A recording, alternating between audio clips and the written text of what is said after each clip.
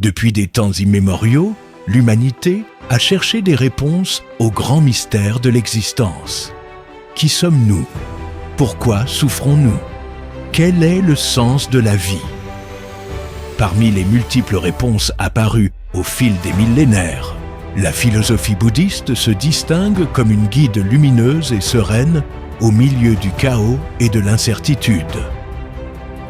Le bouddhisme, l'une des plus grandes traditions spirituelles et philosophiques du monde, est né il y a plus de 2500 ans dans les plaines fertiles du nord de l'Inde, fondé par Siddhartha Gautama, l'éveillé, le Bouddha.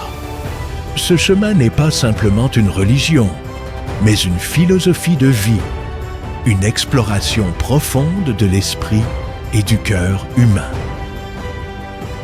Les enseignements fondamentaux du Buddhala philosophie bouddhiste nous enseignent que la vie est marquée par la souffrance, dukkha, le changement constant, anicca, l'absence d'un moi permanent, anatta. Pourtant, elle offre aussi un chemin vers la libération et la paix intérieure, basé sur la compréhension profonde de la réalité, la transformation de notre conscience. Les trois grands penseurs bouddhistes. Dans ce documentaire, nous explorons les enseignements de trois des plus grands maîtres du bouddhisme. 1. Siddhartha Gautama, le Bouddha historique. Ses enseignements ont posé les bases du bouddhisme. Il a révélé les 4 nobles vérités et le noble chemin octuple. Nagarjuna, le philosophe de la vacuité. Il a approfondi le concept de shunyata, la vacuité. Sa pensée a révolutionné la compréhension de la réalité. Undogen, le maître zen fondateur de l'école Soto Zen au Japon. Il a mis l'accent sur la méditation assise, zazen, comme voie directe vers l'éveil. La quête de Siddhartha Gautamane dans le royaume de Kapilavastu, actuel Népal. Siddhartha était un prince élevé dans le luxe, protégé des souffrances du monde. Mais, à 29 ans, il découvrit les 4 rencontres qui changèrent sa vie. Un vieillard, la vieillesse. Un malade, la maladie. Un mort, la mort. Un ascète, la voie spirituelle. Profondément bouleversé, il quitta son palais et devint un moine errant. Après des années de méditation et d'austérité, il atteignit l'éveil sous l'arbre de la Bodhi, comprenant enfin la nature de la souffrance et la voie de la libération. Les 4 nobles. Vérité. La vérité de la souffrance, dukkha. La vie est insatisfaction. La cause de la souffrance, tanha. Le désir et l'attachement. La cessation de la souffrance, nirodha. Le détachement mène au nirvana. Le chemin vers la cessation, magga. Le noble chemin, octuple, droiture, méditation, sagesse. La doctrine du non-soi, anatta. Le Bouddha enseigna qu'il n'existe pas de moi permanent. Ce que nous appelons « je » n'est qu'une combinaison de 5 agrégats, skandhas, en perpétuel changement. La forme, corps, les sensations, les perceptions. Les formations mentales, pensées, émotions. La conscience. En réalisant cela, nous nous libérons de l'illusion du moi et de la souffrance qu'elle engendre. Nagarjuna et la vacuité, shunyata, Nagarjuna, 2e siècle, a développé la notion de vacuité. Rien n'existe de manière indépendante. Tout est interdépendant et réalité ultime est vide de nature propre, mais pas inexistante. Exemple, une fleur n'existe que grâce à la terre, l'eau, la lumière. Elle n'a pas d'existence en soi. Dogen et le Zen Soto Dogen, 13e siècle, a introduit au Japon le zazen, méditation assise. Pour lui, la pratique et l'éveil ne font qu'un. Méditer, c'est déjà être éveillé. Le temps n'est pas linéaire. Chaque instant contient l'éternité. Son œuvre majeure, le Shobogenzo, reste un pilier de la philosophie zen. Conclusion, un héritage. Vivant aujourd'hui, ces enseignements continuent d'inspirer des millions de personnes à travers le monde. Le bouddhisme n'est pas une doctrine figée, mais une voie de sagesse et de compassion, toujours actuelle. La paix vient de l'intérieur. Ne la cherchez pas à l'extérieur. Bouddha, leçon 2, tout passe par quelque chose. Sagesse bouddhiste pour la vie. Imaginez que chaque expérience de votre vie, qu'elle soit joyeuse ou douloureuse, a un but profond.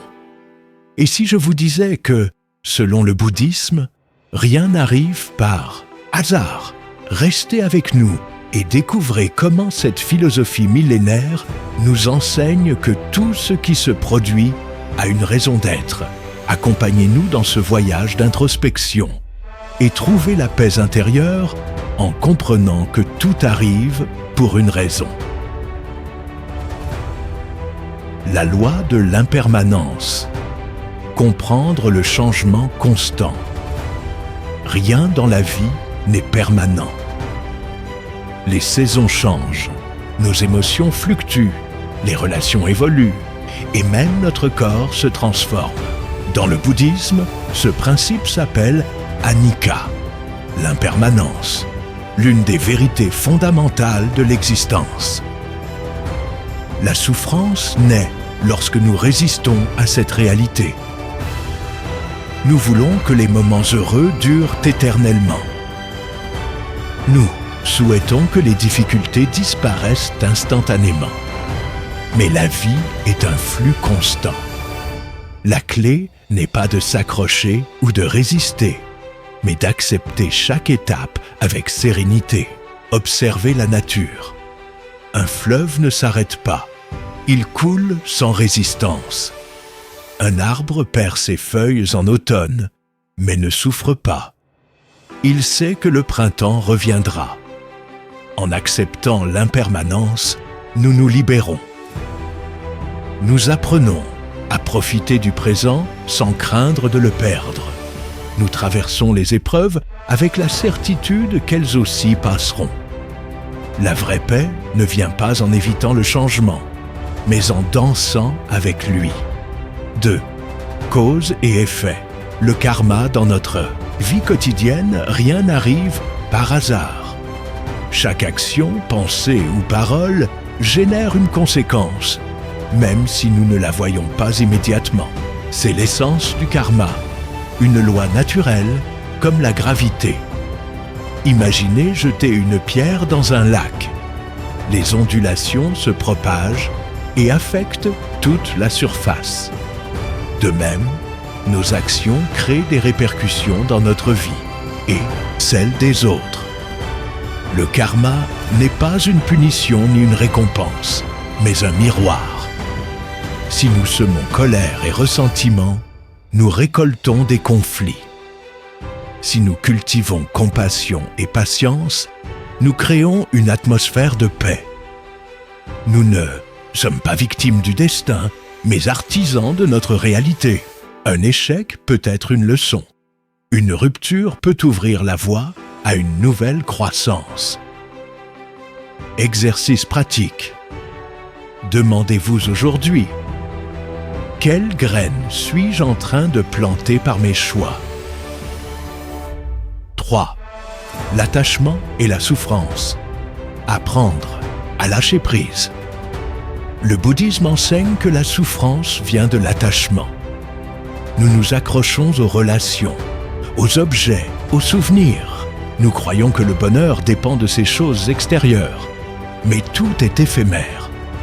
Un amour sans attachement est un amour libre, qui ne cherche pas à posséder. Une paix intérieure ne dépend pas des circonstances. Serrer une corde trop fort blesse la main. La libérer soulage la douleur. 4. la sagesse de l'acceptation. Fluer avec la vie ne suit presque jamais nos plans.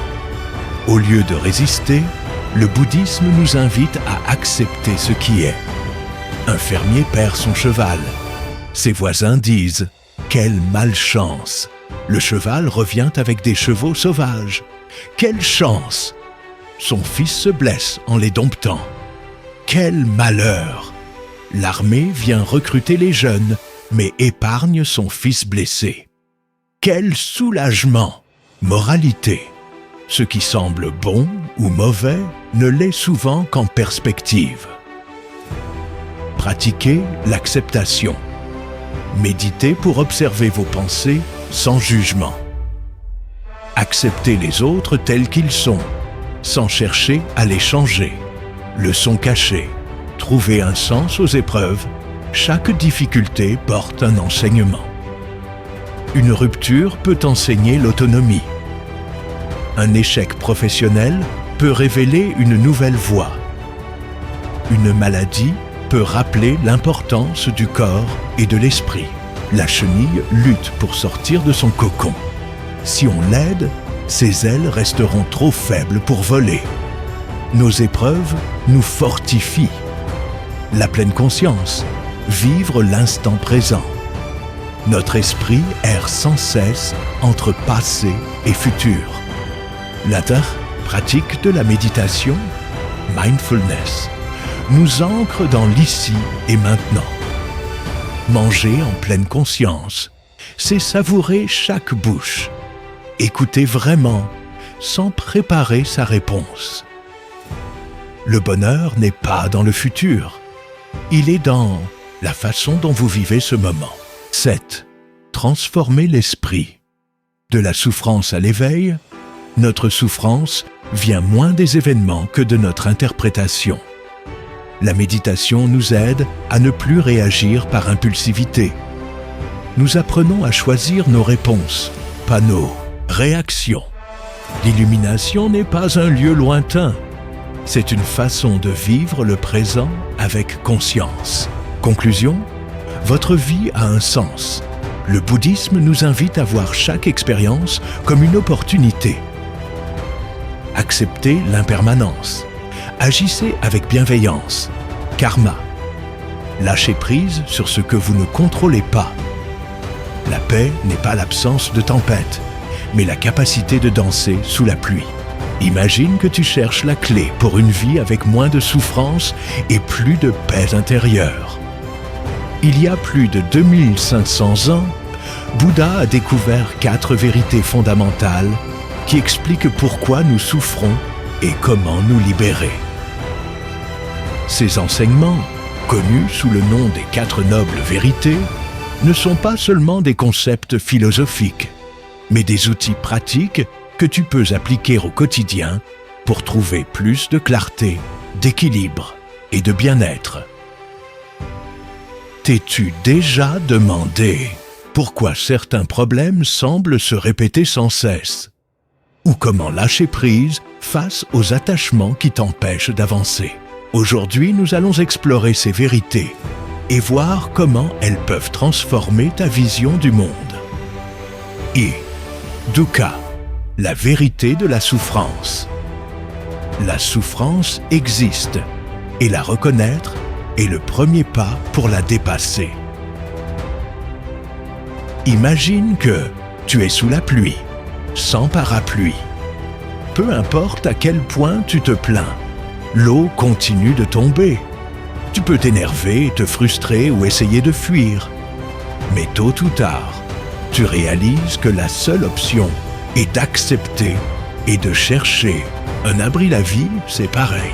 Il y aura des moments de joie, de réussite et d'amour, mais aussi des moments de perte, de tristesse et de frustration. Peu importe qui tu es ou à quel point tu essayes de l'éviter, la souffrance fait partie de l'expérience humaine. Bouddha l'a compris et nous a transmis la première noble vérité. La souffrance existe. Accepter la souffrance, ce n'est pas se résigner souvent, on croit qu'accepter la souffrance, c'est capituler. Mais c'est tout le contraire. Nier la souffrance ne la fait pas disparaître. Au contraire, elle s'intensifie. C'est comme avoir une blessure et refuser de la regarder. Prétendre qu'elle ne fait pas mal ne la guérit pas. Mais si tu la reconnais, tu peux commencer à la soigner. Pense à la dernière fois où quelque chose t'a fait mal émotionnellement. Une rupture, un rêve inaccompli, une perte inattendue. Si tu as essayé d'ignorer la douleur ou de te distraire, il est probable que la souffrance se soit prolongée. Mais quand tu l'as acceptée, quand tu t'es permis de la ressentir et de la traverser, petit à petit, la guérison a commencé. Accepter la souffrance ne signifie pas la rechercher ni s'y complaire. Cela veut dire la regarder en face, reconnaître sa présence et se demander « Qu'est-ce que je peux apprendre de cela ?» La souffrance comme moteur de croissance. Chaque obstacle, chaque défi dans la vie contient un enseignement. La tristesse nous apprend à apprécier la joie. La perte nous montre l'importance du présent. L'échec nous donne l'opportunité de nous améliorer. Dans la nature, un papillon doit lutter pour sortir de son cocon. Si quelqu'un l'aidait à en sortir, ses ailes ne se développeraient donc pas et il ne pourrait jamais voler. Il en va de même pour nous. La souffrance peut sembler injuste, mais bien souvent, c'est le processus qui nous fait grandir. Les grands, maîtres spirituels, philosophes et même les personnes les plus accomplies ont tous traversé des moments difficiles. Ce ne sont pas leurs succès qui les ont rendus forts, mais la manière dont ils ont affronté et appris de leurs souffrances. La paix arrive quand on cesse de résister le problème. Ce n'est pas la souffrance en elle-même, mais notre résistance face à elle. Quand nous luttons contre ce qui nous fait mal, la douleur s'intensifie. Mais quand nous acceptons, nous cessons de nous battre contre le courant et commençons à fluir avec la vie. Si aujourd'hui, tu fais face à une situation difficile, demande-toi, est-ce que je résiste à l'inévitable ? Peut-être est-il temps de lâcher prise, d'accepter que tout n'est pas sous ton contrôle et de te permettre de ressentir sans peur. Accepter la souffrance n'est pas la fin du chemin, mais le début d'une véritable transformation. Quand tu cesses de résister, tu commences à trouver la paix. 2. Samudaya, l'origine de la souffrance, le désir et l'attachement, source de nos tourments. Imagine que tu as soif et que tu vois un verre d'eau fraîche. Tu le prends, tu le bois et tu ressens un soulagement. Mais ensuite, la soif revient et s'il n'y a plus d'eau, l'inconfort recommence. Maintenant, imagine que ce verre d'eau représente tout ce que tu désires dans la vie. Succès, amour, reconnaissance, sécurité. Tant que tu l'as, tout va bien. Mais quand il disparaît ou quand tu crains de le perdre, la souffrance apparaît. C'est la deuxième noble vérité enseignée par Bouddha. La souffrance a une cause, et cette cause est le désir et l'attachement. Le désir, une flamme qui ne s'éteint jamais. Le désir en soi n'est pas mauvais. Il nous pousse à grandir, à apprendre, à nous améliorer. Mais quand nous nous accrochons à l'idée que nous avons besoin de quelque chose pour être heureux, nous tombons dans un piège.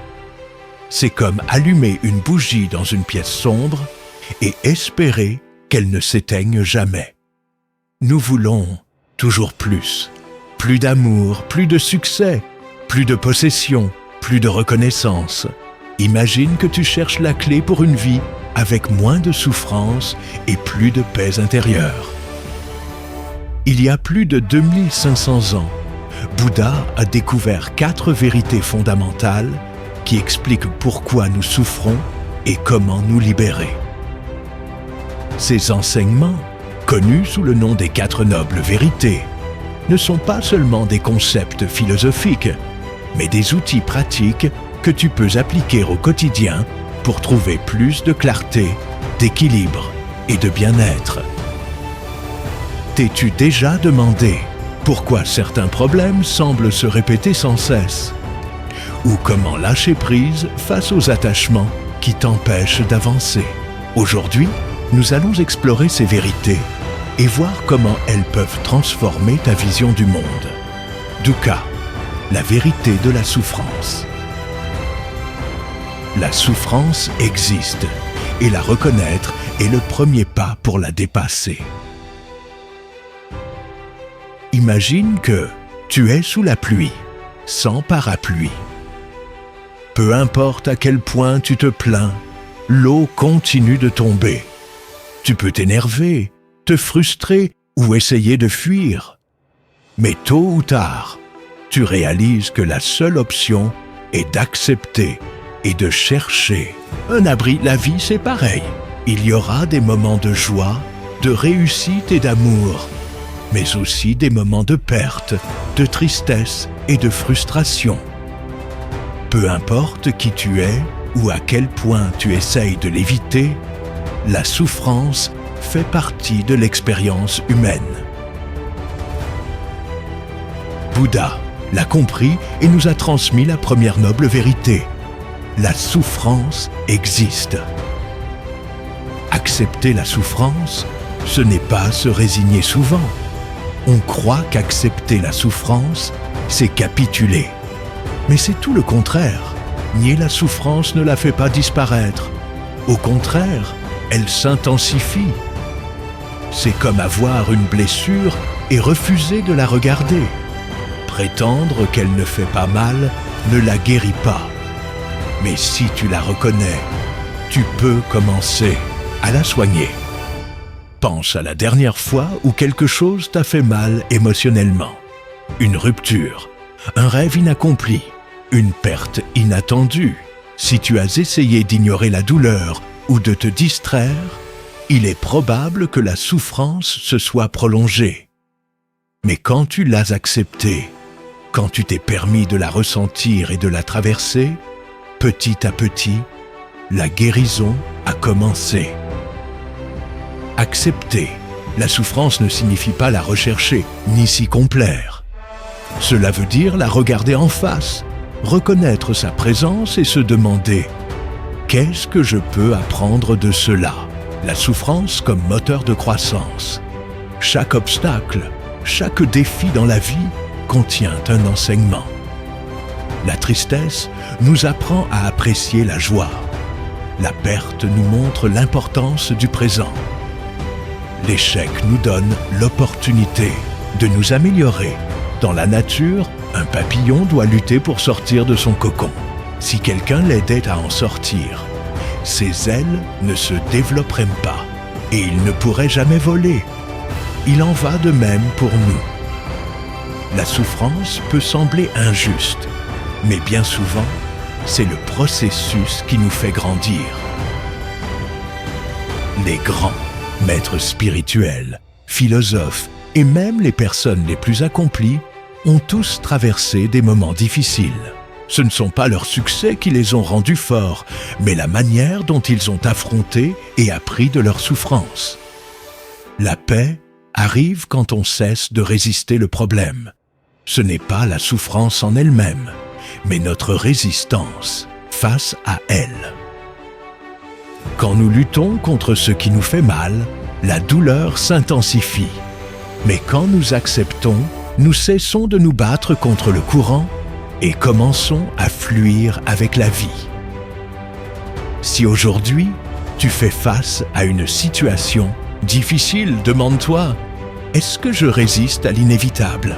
Peut-être est-il temps de lâcher prise, d'accepter que tout n'est pas sous ton contrôle et de te permettre de ressentir sans peur.